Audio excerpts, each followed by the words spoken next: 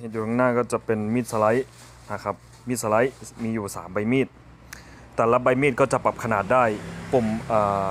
ที่ปรับขนาดจะอยู่ด้านข้างนะครับอยู่ขวามือด้านข้างใบมีดก็จะเป็น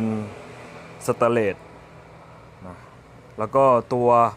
มีดสไลด์ก็จะเป็นไม้นะครับทำจากหมู่บ้านอารัญยิกจังหวัดพระนครศรีอยุธยานะครับเป็นหมู่บ้านทำมีดที่เก่าแก่ของจังหวัดอยุธยานะครับอันนี้มีดสไลด์สามารถสไลด์ผลไม้เนื้ออ่อนเผือกมันกล้วยหน่อไม้กล้วยฉาบนะครับแปรรูปผลไม้นะครับจะปรับขนาดได้ด้านข้างนะครับแล้วก็จะสไลด์ไปด้านหน้านะครับจะออกมาทีละ3แผ่นนะครับจะออกมาทีละ3แผ่นวันนี้ผมไม่มีผลไม้มาสไลด์ให้ดูนะครับก็เลยมารีวิวให้ดูมาพูดให้ดูมาแนะนำให้ดูว่ามันใช้งานยังไงนะครับก็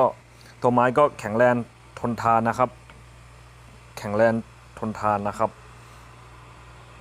ถ้าสนใจ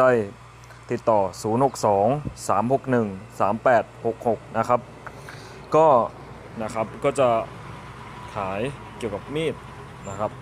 เกี่ยวกับมีดนะครับนี่ก็จะเป็นมีดเยอะแยะมากมายนะครับ